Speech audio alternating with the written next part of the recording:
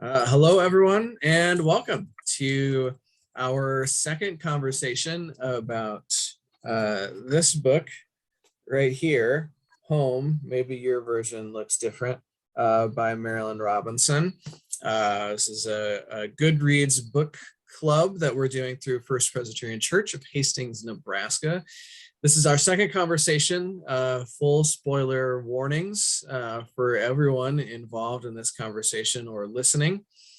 If you haven't had a chance, we had a previous conversation. I encourage folks to go back and check that out as well. So I'm going to go ahead and open us with a word of prayer, if that seems reasonable. I saw silent head nods from folks, so here we go. Loving and gracious God, ask that you might bless this time together, bless this conversation that we might have. Help us, oh God, to find these connections between ourselves and the characters, connections between maybe what we've experienced, our own journeys in faith, the questions that we have about forgiveness and what that might mean or look like, or how we even just live with one another with all of our various doubts and questions and secrets and wonderings.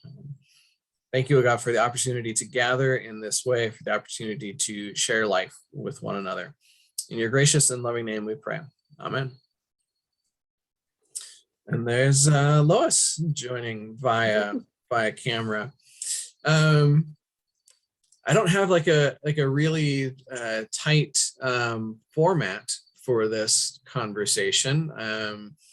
I know a lot of you, I think most everyone here read Gilead, one of the other novels set in this universe. So I think that you're all pretty familiar with these characters.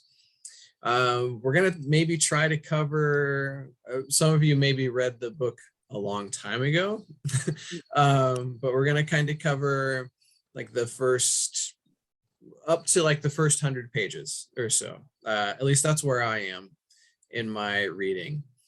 And so if we get into stuff that's beyond that, I won't know anything.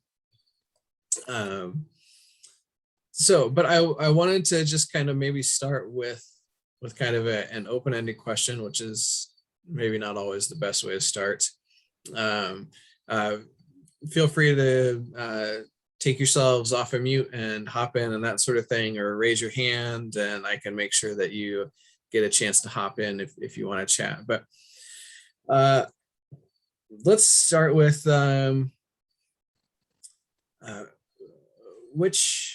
just kind of what's jumping out to you? What's catching your attention? Are there little snippets? Are there depictions of a character or what a character is thinking that's catching your attention? Jane, I think I saw you waving your hand. I'm not surprised. Do you want to be the first one to jump in? Of course, yes. I love attention. Anyways, in another class that some of us have been taking, we heard about restorative justice, which is the kind of justice that the father of the prodigal son has for his son. And the father in this reminds me so much of that. They are trying to restore this young man. They're not mad at him. And so it just seemed to echo the story of the prodigal son. And so that struck me. Mm-hmm. Yeah, I think there's really, really strong parallels between this story and the prodigal son. Is anybody else seeing that or making that connection? I certainly did, Damon. Mm-hmm. Oh, that's it. Any more on that, Denny? Well, this is not on that. This is irrelevant. But this family closely parallels my family. I'm a preacher's kid, and we had, and the thing that struck me is in 1952, I voted for the first time, and I voted for Eisenhower. And my brother said he voted for Stevenson because he was the better candidate. And a light turned on. oh, you're supposed to vote for the better candidate? I thought you just voted Republican like my parents always had. So it was, and the people in there, and does anybody else remember Gabriel Heater? Ah, there's good news tonight. He always started up, but it just sounded so much. You see, that's one nice thing about being an octogenarian. A lot of this stuff comes back to you.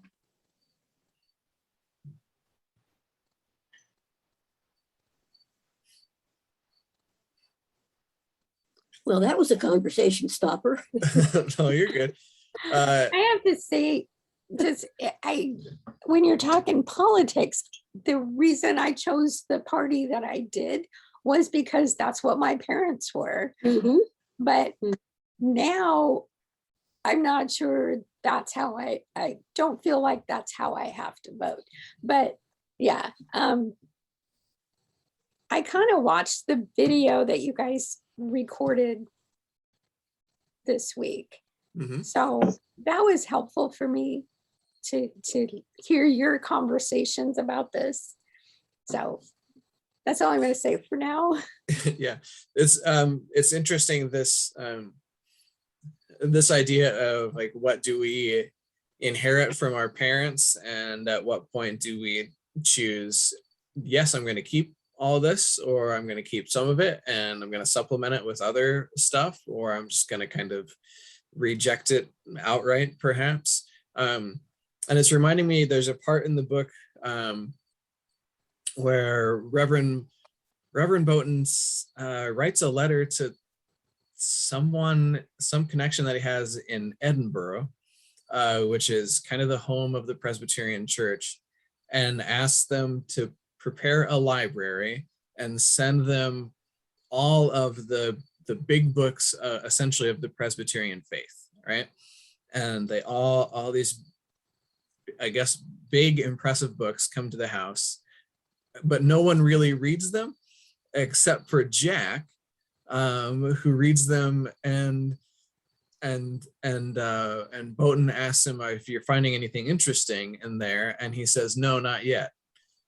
And that, to me, what like sort of encapsulated this sort of generational searching, I guess, or questioning between these two characters of Jack at a very early age saying, I'm not sure that this is, that my father's beliefs are going to be my beliefs. And he's very clear that his father's way of living is not going to be his way of living, at least when he's young. But that to me connected with this idea of generational, what we try to hand from one generation to the next, and sometimes that's successful and sometimes it's not. But Mom, it looked like maybe you were gonna hop in. Well, I was just, when you talked about Jack searching, I think Jack is searching his entire life, and I feel like he finds a few things that have meaning to him, but they don't often fit into the rest of his world. I just think he's constantly searching, and he's incredibly intelligent, but he's foundering. And I think that speaks, the same thing is true of a whole generation. That's certainly true of my children. They're searching, and they're not, they're coming out at different points, but they're not, one of them is, regular in church attendance. One of them is, my daughter Margaret, and one of them never goes to church. And so it's a whole variety. And I think that's typical of the whole generation. They're questioning where they are. And I still think they're searching.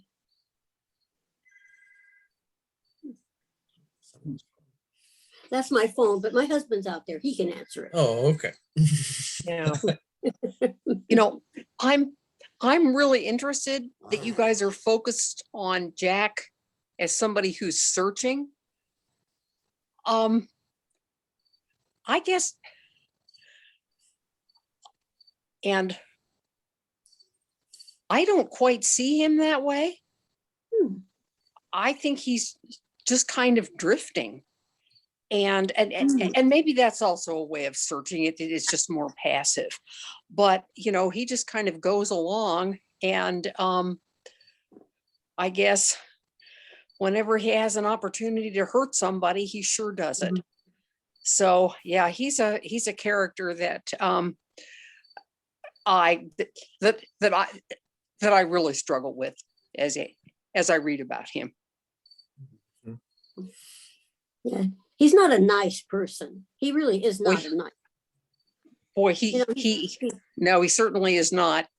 No. he's hurting his parents, and he's hurting this woman, and he's you know, and all this unpredictability. That's kind of like, I kind of agree with you. It's just kind of mean. It's kind of nasty to be that, you know.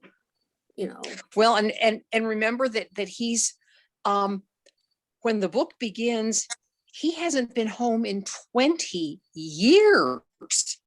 Yeah. Including not coming home for his mother's funeral. Yeah. You know, not coming home to support his family. So I mean, to me, he is a really, really challenging character to try to understand. You have an appointment October 4th. Okay. I have an appointment October 4th. Okay. I got to go. Do you need us to go with you, Jane, or? Yeah, if you could help me find the way. Okay. And Yeah, Denny, go ahead. yeah, you can imagine if the entire family, all the siblings had showed up for his graduation and he hadn't been there, and he wasn't there because he didn't finish. I mean, he didn't even bother to tell them. Oh, is that true? I don't think I've gotten to that point yet. Well, and it's worse than that. I mean, it's that, but if you keep reading, you know, you just keep getting other, you know, kind of snippets that show, they seem like little tiny details, but they're very revealing. So yeah, that's another one of the hurtful things that he's done. Yeah. And just to follow up on that, the little bitty things that they do. I was looking for that part where they got the books from Edinburgh, and I was looking at the kind of the ending paragraph there, and they said they wondered if he'd marred any of the pages, but since there were about 10,000 pages, then, you know, nobody went through to see if he did it, you know, just to be ornery. But then it said, and their father would not have wanted to know, since even more than the other inexplicable and irremediable damage their brother left behind him, this might exasperate him beyond patience. Everything the rest of them treated with tacit reverence, Jack found his way to. So, you know, he was just kind of contrary all the way, in every possible way. Yeah.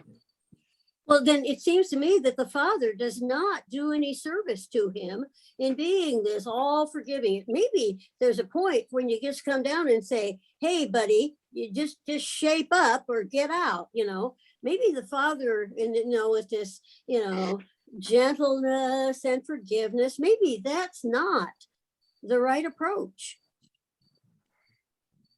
And interestingly enough, our focus tonight has all been on Jack. I think there's as much intrigue almost about Glory in terms of she is adrift. She has basically lied about her marriage. You wonder what what happened there with the fiance and all the letters going down the storm drain. Why she left teaching, we know because of Iowa's, like the Midwest, prescription against married women teaching. But I found her, you know, to be almost, you know, as ungrounded as Jack, wondering what she was doing in that house. Now, is she the baby of the family?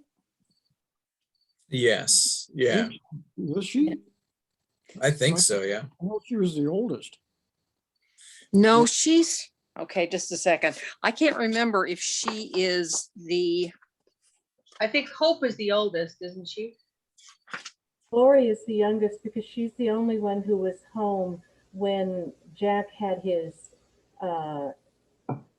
affair with the young teen. yeah, The other Yeah. one was home. That's right. Yeah, thank you. yeah. Now when the book begins here, Jack's age is 43 and Glory's is 38. So,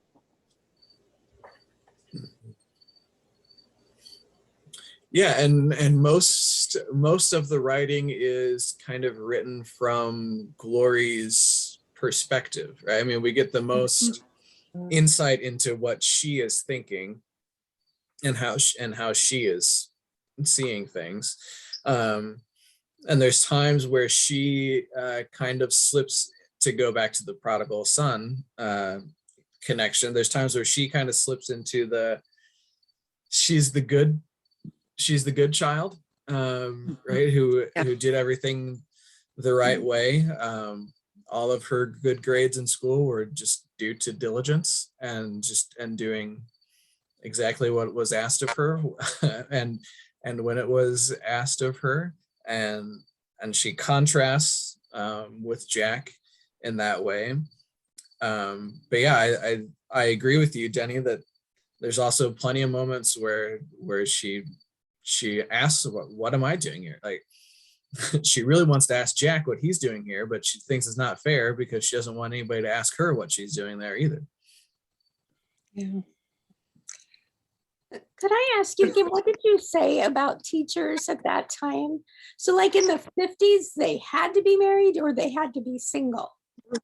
No, not in Lincoln. I got married in the middle of the year. I got married at Christmas in 1952, and I was teaching, and the superintendent was greeting us, and he said, "And I'm glad to see so many married women. We know that you will be here from here to maternity." Oh. Yeah. But And was that customary, I guess? yeah, you taught. I was born in the 50s, so I don't know what the teaching. Okay, you taught, you got married and you taught, and then when you had kids, you dropped out, which is what I did. I took a 16-year maternity leave, and then I came when my youngest was in second grade, and that's kind of I was typical of my generation. And you were and I went to college. My parents wouldn't admit this. I think my parents sent me to Hastings College to find a husband.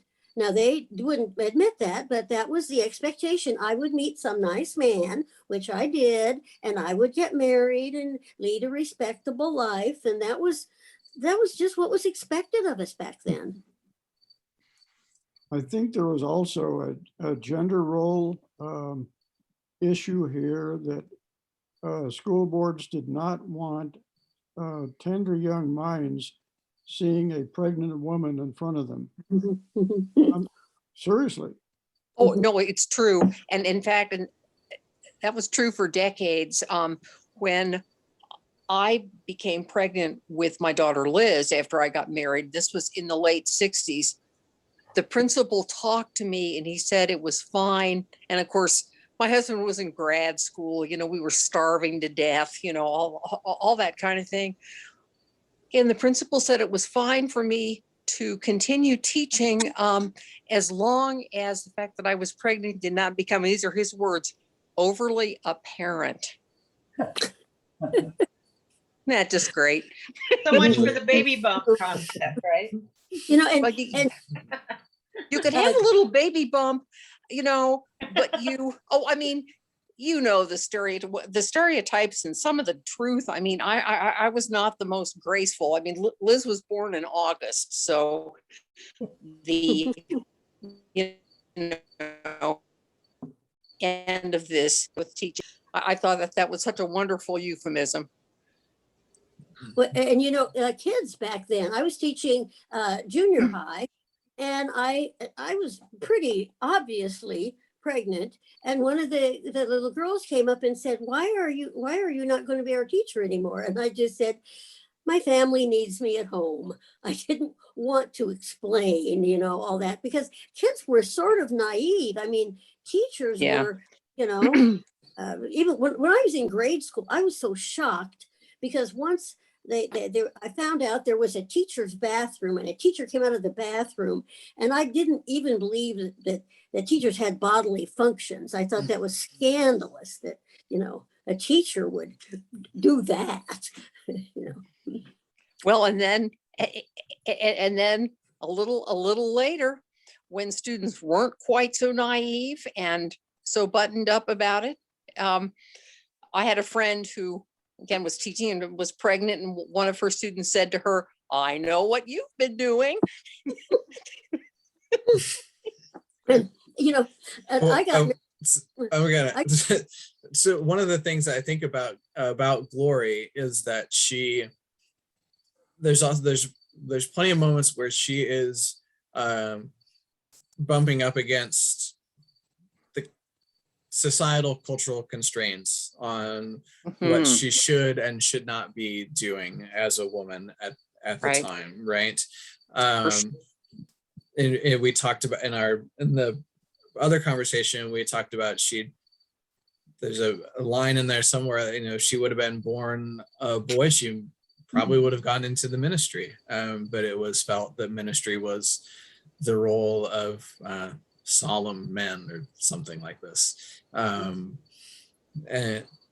yeah, so she, and I think, Anne, you've pointed this out, that's a characteristic that she kind of shares with Jack in some way. But Mom, it looked like maybe you, for those who don't know, the screen that says Heitman, those are my parents, for those that don't know that. But Mom, were you gonna hop back in there?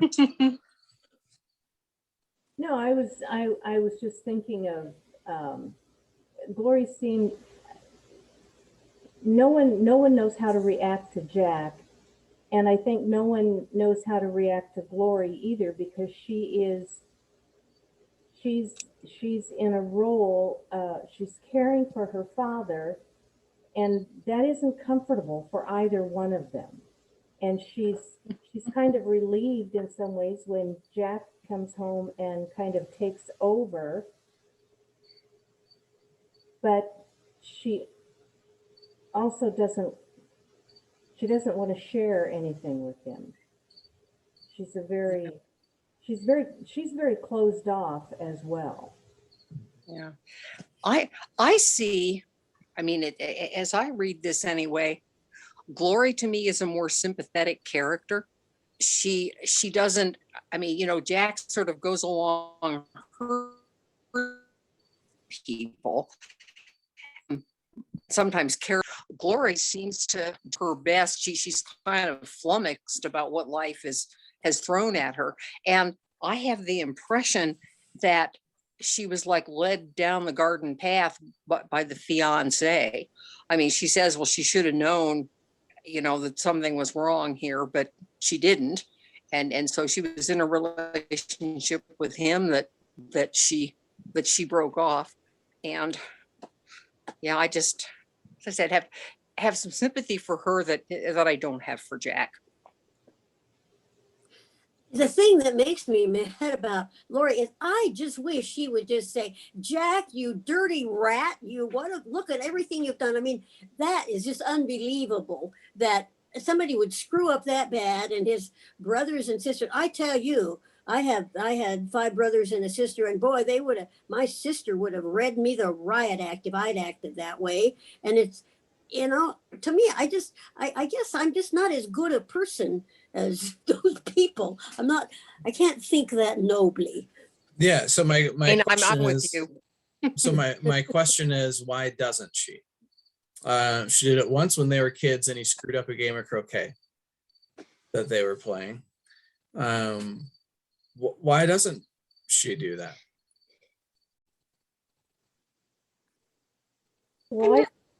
Oh, go ahead.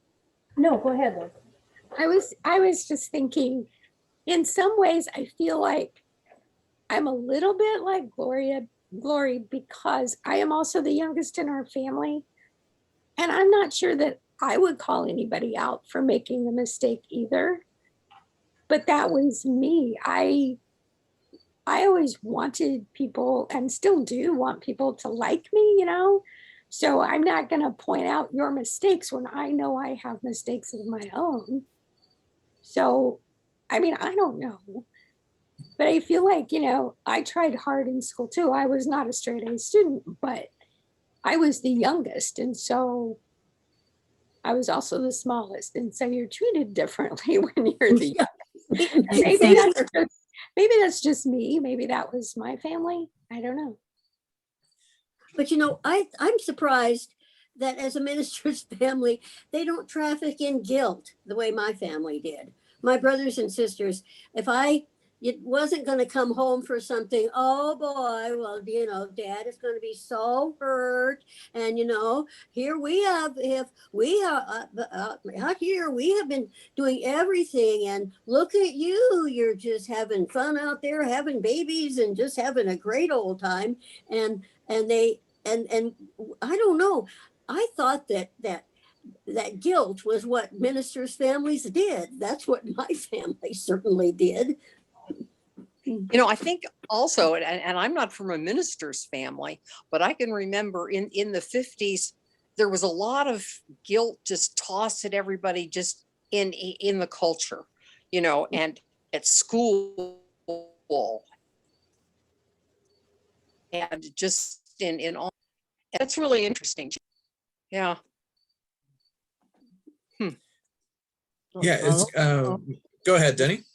I almost wonder if Glory was not intimidated by Jack, you know, growing up with him before he left.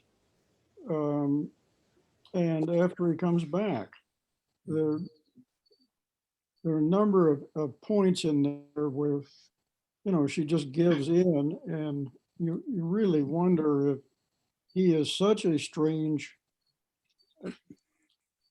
he is so different from his other siblings that she really is kind of hesitant to call him out. Yeah, it's I think this is attributable to good writing, right? That or consistent writing, in the same way that we don't understand Jack. We don't really understand his motivation or what's going on. It seems like none of the characters in the book understand Jack. There's so many times when like he laughs at something and nobody knows how to read that laughter, or he'll say something and nobody knows, did he mean that as offensive or was he being sincere? And I think Jack doesn't know sometimes, even when he's doing things. And Jack is a piano player. He apparently couldn't stay out of the church in choir rehearsals. Seemed to be kind of a focal point of social interaction. Also, where he learns to play the piano later, you know, it comes out, you know, where he learned how to play the hymns for his father. Yeah, it's I just read the scene where he sits down to the piano.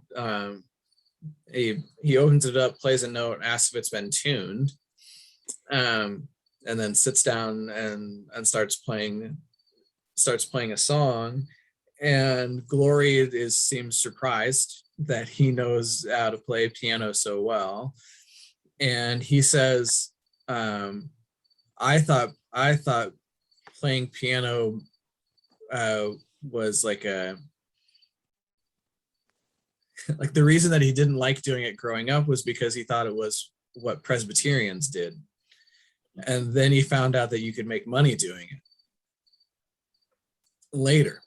and so like there's something about I wasn't interested in it because it seemed like a dad thing.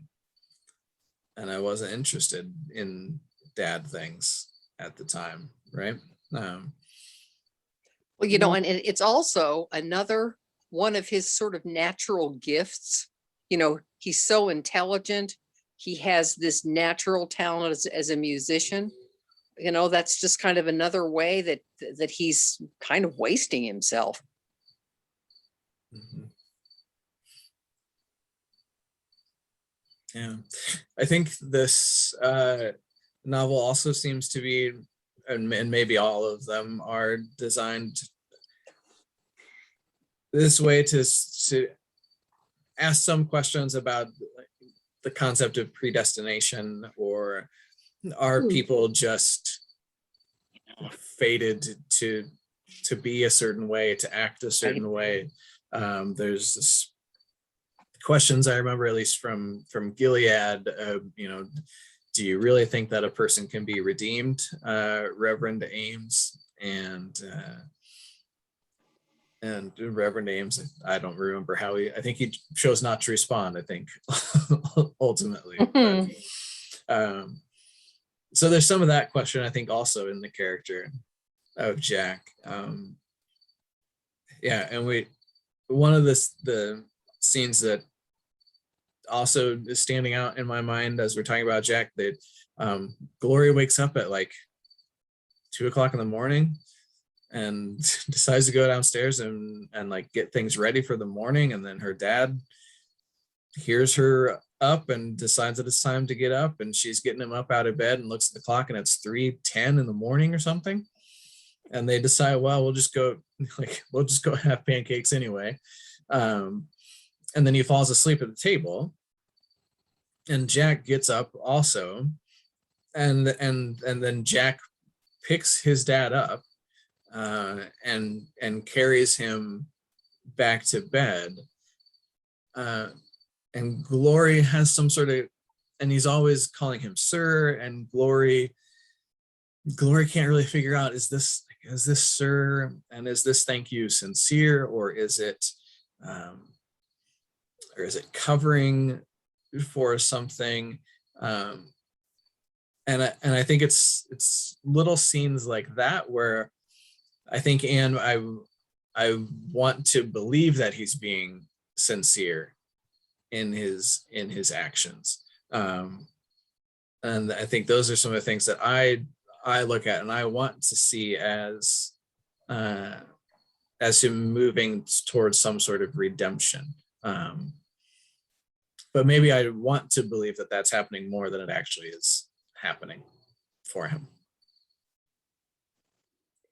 In ways, I think Jack is as much sinned against as sinning, because his parents are just so, I mean, his father is just so good. And you know, there's a case to be made for tough love. You know, there's a case. What if his dad had just said, buddy, you gotta shape up and or get, you know, I just think that's not the role of a father, is to say, oh, well, honey, you know, it's all right. That is just not good parenting.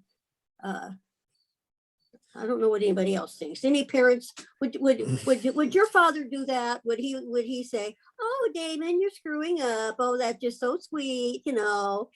But not that you would. I don't know, Jane, because what did I ever do that was wrong? Nothing. But I think though, Jane, I think that Boughton, he did the things with Jack that he did with the other children. Yeah. Yeah, I mean, I would imagine that if Teddy or Luke, I think are their names, if they screwed up, I imagine he made them go and apologize for something, and it seems like it worked for them. But I don't know, it didn't work for Jack. But there's that other side of Jack, where he picks up his father and takes him up to bed, that he seemed to be very comfortable in doing that. Like there was no hesitancy that this was an awkward moment. At least that's the way it struck me, that he was simply couldn't bring himself not to play the hymns, and why, the motive, maybe quite different, but to pick up his father the way he did and put him gently in bed, I thought was a very, very interesting scene. And I think yeah, thank you all for your comments about that. I think as a retired professor, I got too literary about that, and I'm writing role reversal, parent-child relationships, turned on their heads, because of course there is a lot in these novels about parents and children. So yeah, thank you guys.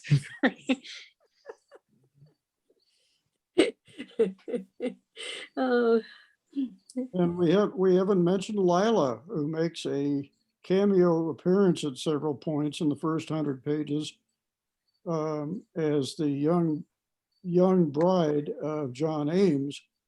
And she seems to be, one of the more stable people populating, this particular novel. Any of you have had the chance to read the novel Lila. If you have not, I really, really recommend it to you. I agree, Danny. I after we read these a year ago, or after we read Gilead, I had to read all of them. So I tend to get a little confused about which scene is in which book. But what I was thinking too is, how many kids were there? 8? I think 7. 7? I mean, there's no way that these parents were the same parents of Teddy and Luke and whatever they were as they were to Jack and Glory. The dynamics of the family had changed. exactly. And the parents are getting older and they're tired, and the things that worked with the older kids, younger kids watch. The whole family was different, and it was like the parenting style should have changed, but it didn't. That's exactly true in my family. I'm from a family of 7, and the other kids would say, I wish you could have known the folks when they were younger. And they seemed to, well, there were 2 views: that I was the pampered darling of the rich, and that I was and that, that I got away with everything, and that I was deprived of my father's, my parents' youthfulness. And so there's the parenting style changes as they age. You get a little more accepting of things that first, you're going to, by golly, you're going to have good discipline, and you're going to be this wonderful, loving parent. And then, it kind of, where you're not perfect. I hope you don't, Damon, I'm sure your parents are, but some people aren't. Lois, it looked like you wanted to get in there. Well, I just am curious because I think I listened to the whole novel of Gilead, but I didn't participate in the book thing. But how old was Jack when his mother actually died? He was already gone then, right? Because he sent him money and he bought a suit. So Yeah. Both parents were living when they were all growing up. Is that correct? And I think you're right. I think there were 8 kids. My understanding was there was 8. Oh, okay. That's But, entirely possible. So I'm guessing Jack and Gloria must have been the youngest. Is that? They were the younger 2? among the youngest. Yeah. Glory was. Gloria, I think, is the youngest, but then is there somebody between her and Jack? Anne knows the age difference between the 2. Oh, I think I'd written it down. It's 5 years. And I think, and I need to review the novel more closely, but it's been 10 years since the mother died. Right. And since, Jack is 43 now. So he would have been, 33 And when his mother died. She would have been 28 or so. Okay. Mhm. I was just thinking about the parenting differences as your mom was speaking. So that's what I was wondering, if the mom was still there at the time they were growing up, but she would have been. Yep. Yeah, she was. And what I also think is really interesting about Glory is that she seems to possibly be the only one who knows about Jack's child who died. And she only knows because she was in the house at the time, and would overhear stuff. And then eventually her parents looped her in to the conversation, and they recruited her to, at least it seems from her perspective, that to kind of find a solution to this problem. As we're gonna help to take care of this child and live up to our obligations as a family. They're not just Jack's obligations, they're the obligations of the family, Bowden says when they go and pay a visit. And so that the fact, if I'm reading that correctly, that Glory is the only of the children who knows about that, then that adds a different dynamic to her and Jack's relationship as well, I think.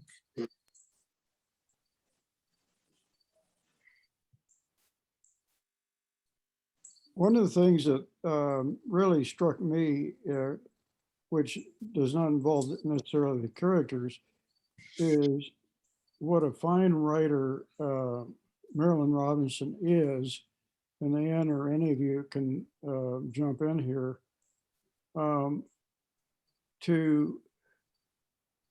in all four of the novels, to encourage you to go back to the other novels and pick them up again to connect the dots that were unleft and unstated in Gilead. I have a cousin in California, dear cousin, who book club read Gilead 13 years ago, and I recommended Lila to them. They all read it, and she was so intrigued by what she learned in Lila that she went back to Gilead and had forgotten a huge amount. Because if I remember right, in Gilead, Lila is never mentioned, the name. The I think her name is mentioned just one time. Okay, thanks, Anne. Toward the end, but that's, it's just like this little throwaway. Yeah. Yeah. But it's going back and all these, it's almost like not exactly a crossword puzzle, but a multi-level chess, where you're getting all these cues and clues, but you later pick up, that's it, and then go back to put that in, fit that in that peg in that hole.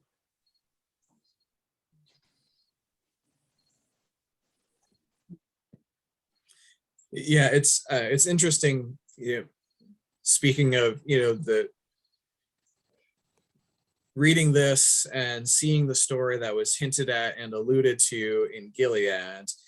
So I just kind of got to a part where Reverend Ames' son and his friend walk by the Bowden house, and they have a baseball, and Jack does a little silly kind of a thing with the baseball, and they have this silly interaction, and the way that it's presented in home is just kind of a silly little thing that Jack does, and it doesn't really maybe mean all that much. And then I'm remembering back to Gilead and how much time Reverend Ames spent worrying and fretting about what kind of an influence Jack is being on his son, and what is Jack telling him and saying to him. And maybe there'll be more of that as the novel goes on. I don't know, but yeah, it is really interesting to see not even the other side of the conversation. Just what it made me think of is like, the things that happen in my life are to me like the most important things in the world, right? But to my neighbor, it doesn't mean anything to them, right? and how kind of wrapped up we get in our own individual lives and think, well, if I go and my tie isn't quite straight, then everybody's just kind of laugh at me and that sort of thing, and nobody else cares. Like, they got other things to worry about. They're not interested in that. But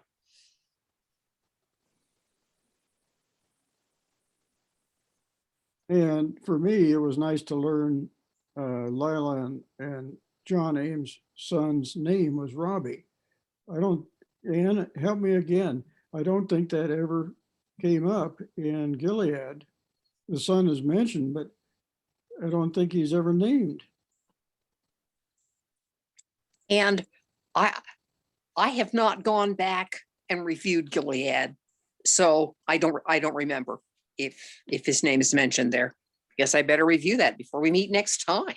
well, it, Wasn't he named for Bowden, just as Bowden named Jack for Ames? Now Yeah, that you say that, yeah, I think so.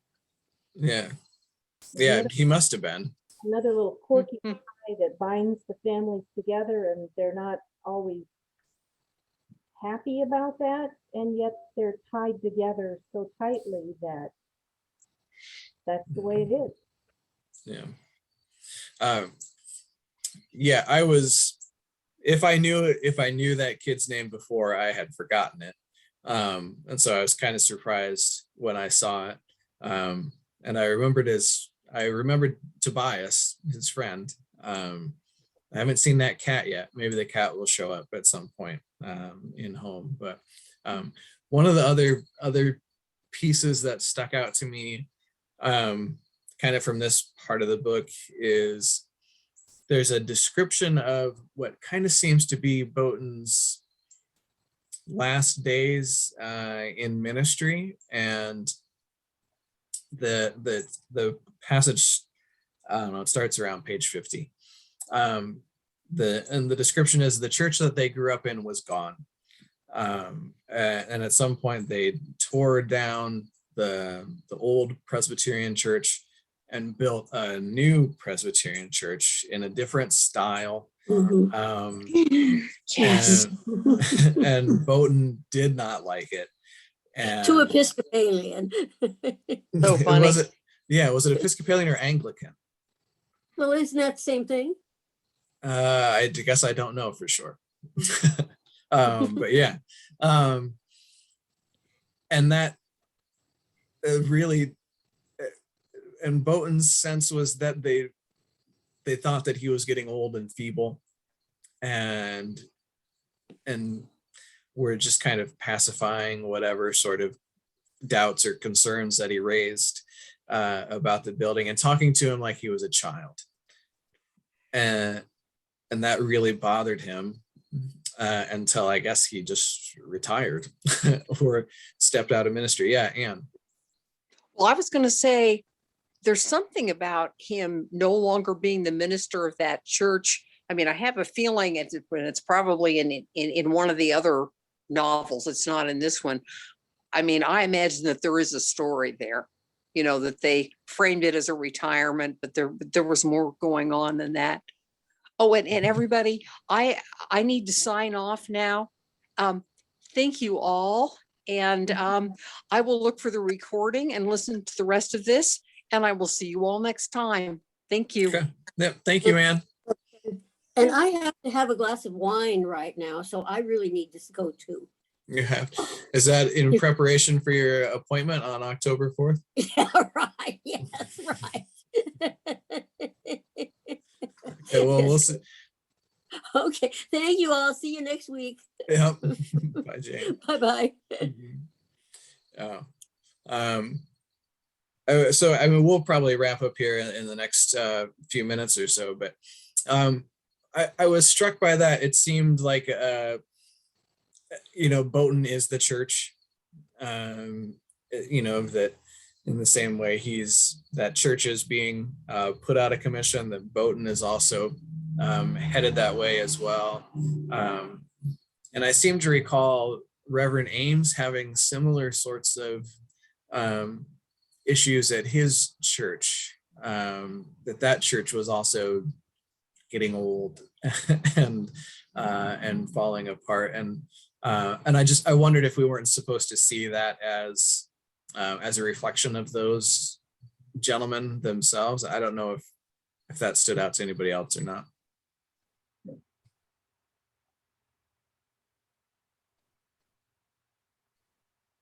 Well, I think that's true. There was their time span was coming to an end, and they probably were both didn't want to have it happen.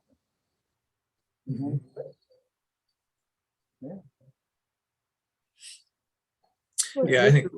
Particularly for John Ames, because that church has been in his family for so long. And I never got that impression from Boughton did anybody pick up on that, whether his father had ever been preceded him in that church? I don't think so. I think that was unclear, at least so far. Yeah. Yeah, I certainly haven't come across any indication that was the case. So, when you're talking about, I know you went and wind this up, but when you were talking about the church and the new church, and it wasn't Boughton's church anymore, and everything was changed, it reminded me of the comments from the recording that you did last week, I think it was. And they were talking about Boughton's house and the way that it was referred to almost as a not a replacement for his wife, but it couldn't be changed. It couldn't be changed. mm-hmm.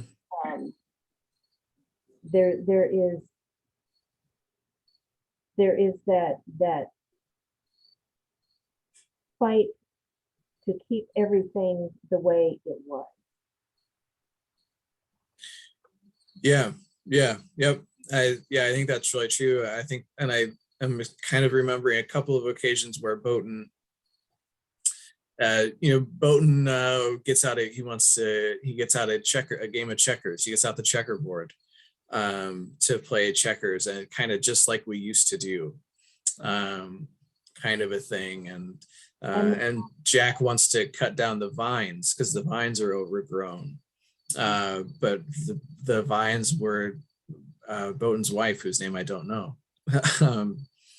She loved those vines. And so Boughton didn't mind those getting overgrown. And there's a lot of that sort of a desire to hold things as they were, I guess. And that the side theme of Boughton being really taken advantage of by his neighbor in terms of not literally standing his ground on property rights, may say a lot about his character. Are you talking about Mr. Trotsky? Absolutely. Yeah. Yeah, that was interesting to me. I still don't really understand that section, but I couldn't figure out if Boughton really thought that Mr. Trotsky was in the wrong, or I don't know. I couldn't figure it out. Yeah, he was doing with the land what should have been done, and Boughton wasn't doing that. And so was Boughton in the wrong for not taking care of the land, or and at some point in that whole episode, Boughton says, well, if he'd only ask, which to me means he doesn't really mind that the guy's doing that. He just wants to be asked. But Mom, now that you're saying that, I'm also thinking of Jack working in the garden. Yeah. And so he seems to be kind of reclaiming space that had been left to go wild. And he wanted to clear a new patch of land that hadn't been cleared in a long time. And there were all sorts of natural wild prairie sort of flowers growing up on it. But that land, I don't know, could be, not that letting natural prairie flowers grow on something is letting land go to waste or not using land. But there's some sort of connection, I think, between those things. Well, he was working to restore his mother's iris there. Yeah. What iris? I don't know. And so, I mean, and I understand Anne's reluctance to, she can't like Jack. I understand that. He's a tough character. But every once in a while there's little glimmers that Jack is not happy. He wants to be someone else too. And I think he feels a tie to his mother's iris. And I think he's confusing. Yep, he is. Yeah, it's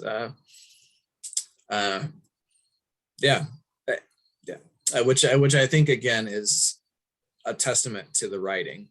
That he's meant to be confusing. And so go.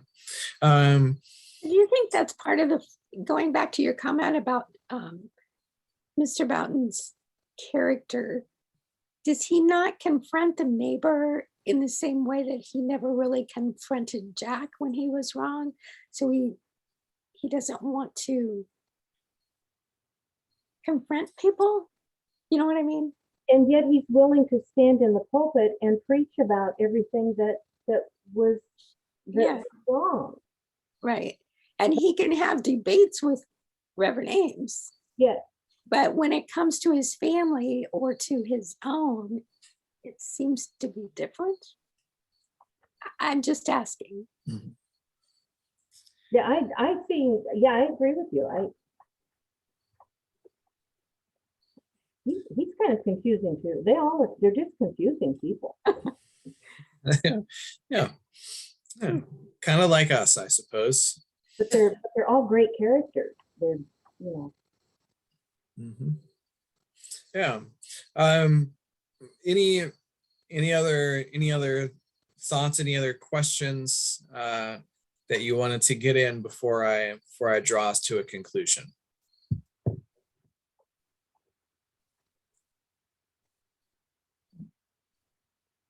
Good start. Yeah.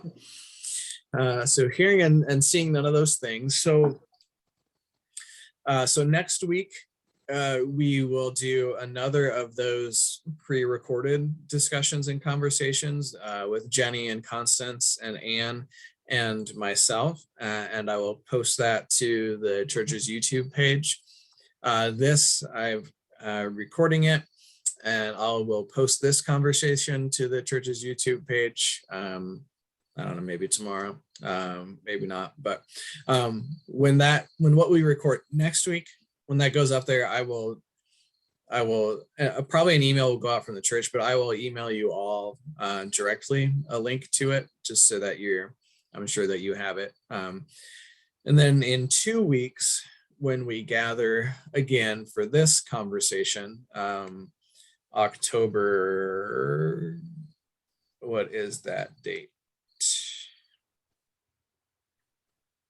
October 14th. Yep, thank you. Yep, October 14th. We'll use the same Zoom link that we used for tonight. So I'll probably email it to you again, just in case. But should I forget, it's the same Zoom link every time. So that's not a problem. So may I draw us to a close with a word of prayer? Loving and gracious God, thank you for loving us, even though we are confusing people. Thank you for being with us in the midst of all of our muddled motivations, for calling us to be sincere and kind and being patient with us when we fail to do those sorts of things. Thank you, oh God, for the gift of creativity, for the gift of artistry that can help us to ask questions of ourselves, help us to ask questions of the world around us, help us to understand your loving spirit a little bit more each day. Thank you, God, for this conversation, and may your blessing be upon us so that we may be a blessing to others. In your gracious and loving name we pray. Amen.